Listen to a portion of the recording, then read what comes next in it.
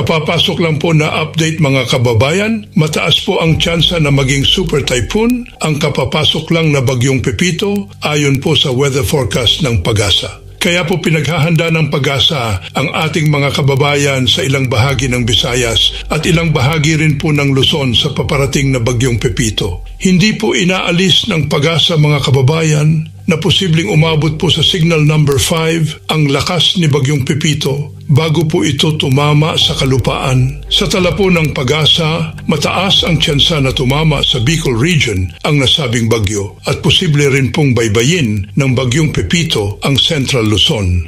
Pinag-iingat ang mga residente sa mga nasabing lugar sa posibleng pagbaha o kaya na may pagguho ng lupa tuwing magkakaroon ng malalakas na pag-ulan. Kaya lagi pong paalaala ng PAGASA sa ating lahat mga kababayan, maging alerto, maghanda sa mga banta ng malalakas na ulan, lalo na po sa banta ng pagbaha o pagguho ng lupa. Narito po ang ating weather update mula po sa Weather Bureau ng PAGASA. Pakinggan nyo mabuti mga kababayan at huwag kalimutang mag-subscribe. Maraming salamat po. Kanina ngang alas 8 ng gabi ay pumasok na ng ating Philippine Area of Responsibility itong bagyo na may international name na Manny at binigyan natin ito ng domestic name na Pepito.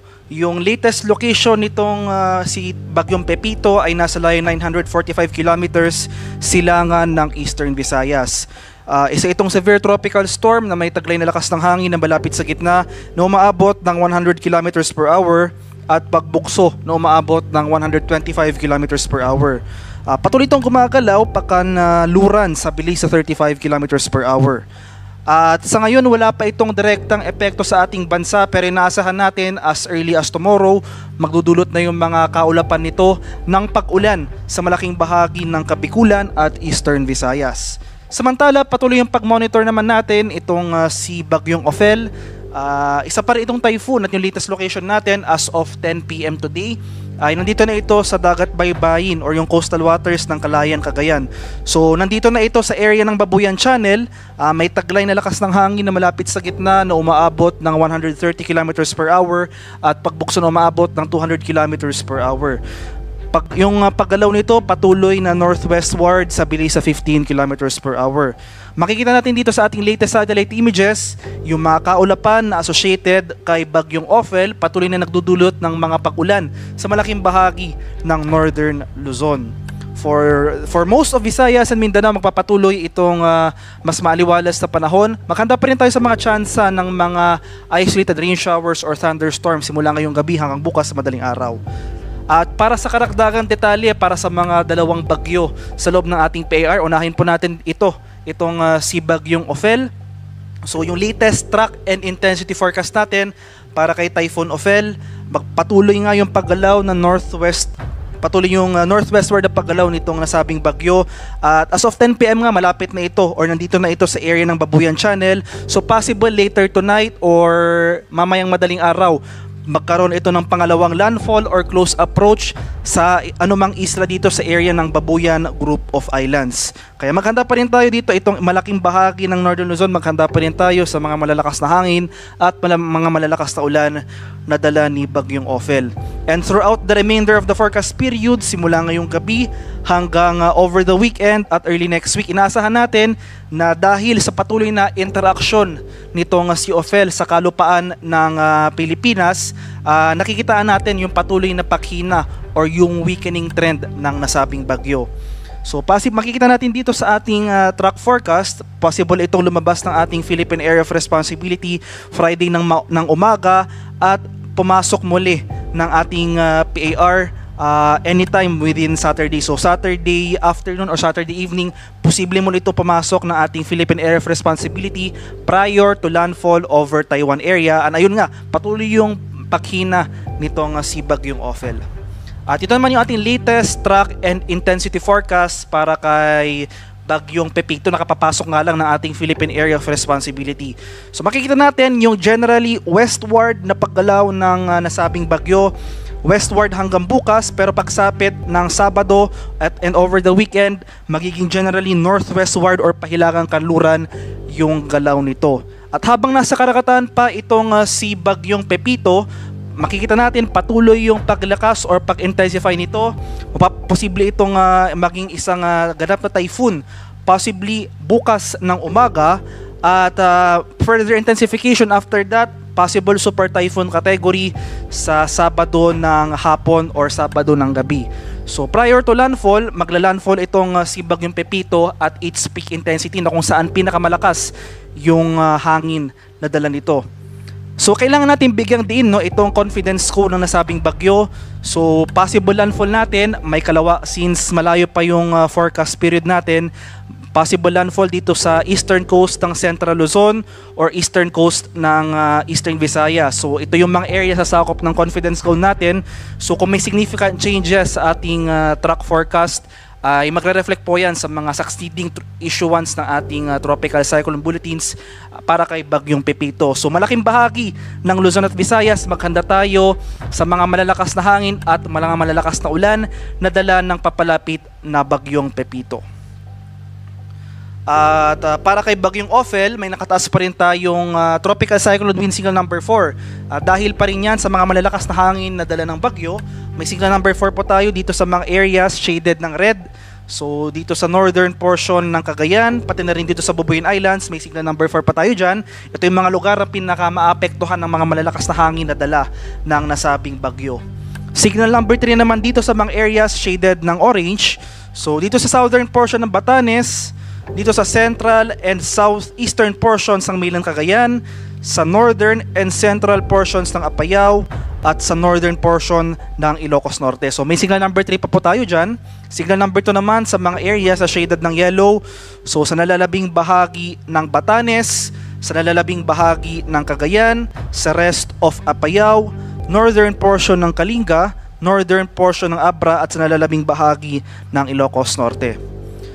Signal number 1 naman, so may palugit tayo, warning lead time of 36 hours. May mga pagbukso pa rin tayong hangin na inaasahan sa mga areas under wind signal number 1, sa nalalabing bahagi ng Isabela, northeastern portion ng Quirino, nalalabing bahagi ng Abra, rest of Kalinga, dito sa Mountain Province, northern portion ng Ifugao, sa northern and central portions ng Ilocos Sur, at itong northern portion ng Aurora. Kaya sa mga areas na ito, especially itong mga areas under wind signal number 3 at number 4, maghanda pa rin tayo sa mga mapaminsalang hangin na dala ng nasabing bagyo. So itong si Bagyong Ophel magdudulot pa rin ng mga malalakas na hangin sa malaking bahagi ng northern Luzon. More in particular, itong ang areas under wind signal number 3 and wind signal number 4 sa bahagi ng extreme northern Luzon area prior to landfall over any island dito sa Bubuyan Group of Islands.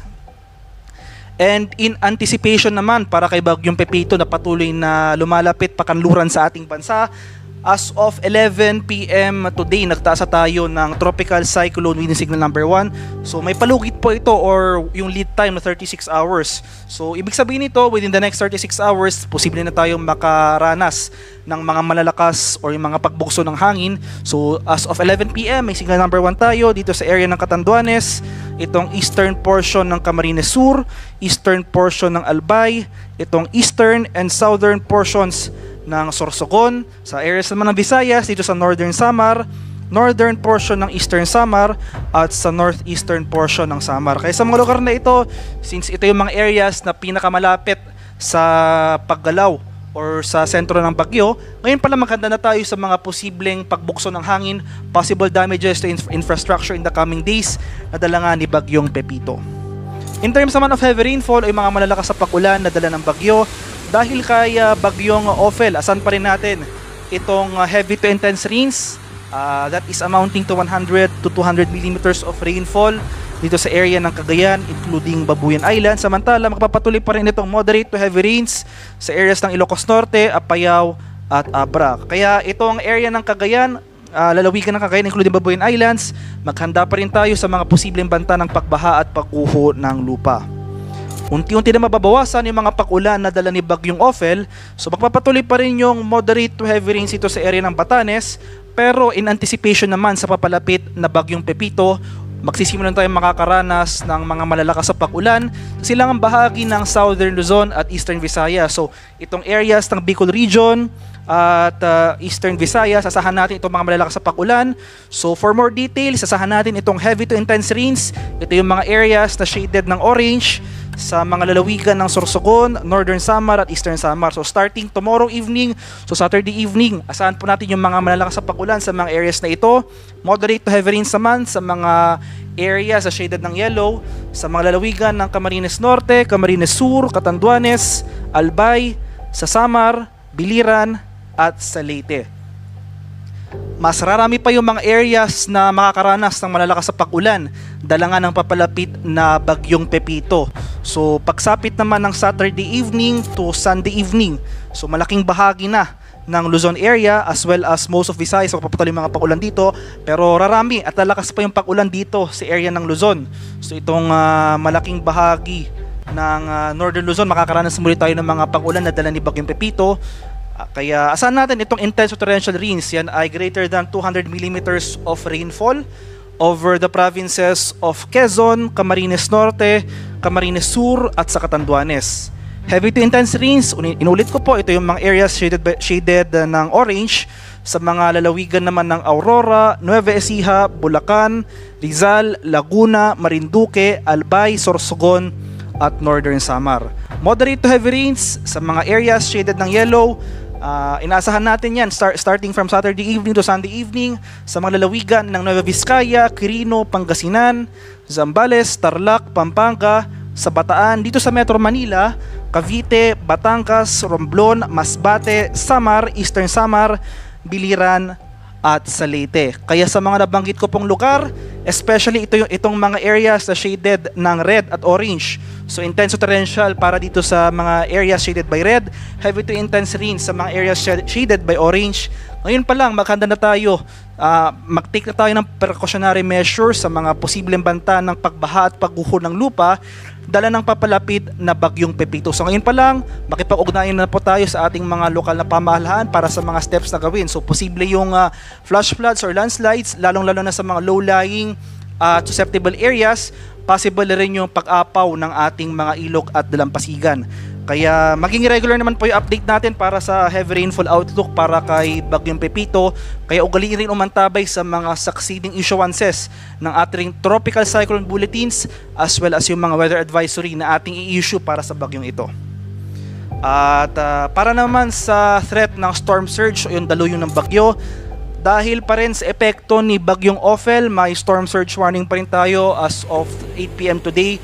So more than 3 meters na storm surge ang ating inaasahan dito sa area ng Cagayan at sa mga seaboards or sa mga coastal lines ng Cagayan at Ilocos Norte. Samantala 2.1 to 3 meters naman ating inaasahan sa mga coastlines ng Aurora, ito sa Aurora, sa Batanes, sa Ilocos Sur, pati na rin dito sa Isabela. Kaya sa ating mga kababayan dito na malapit sa mga dagat baybayin, low-lying areas, coastal communities, maghanda pa rin tayo dahil nandyan pa rin yung threat ng storm surge. Ito yung pagtaas ng ating mga alon na malapit sa ating mga coastal areas.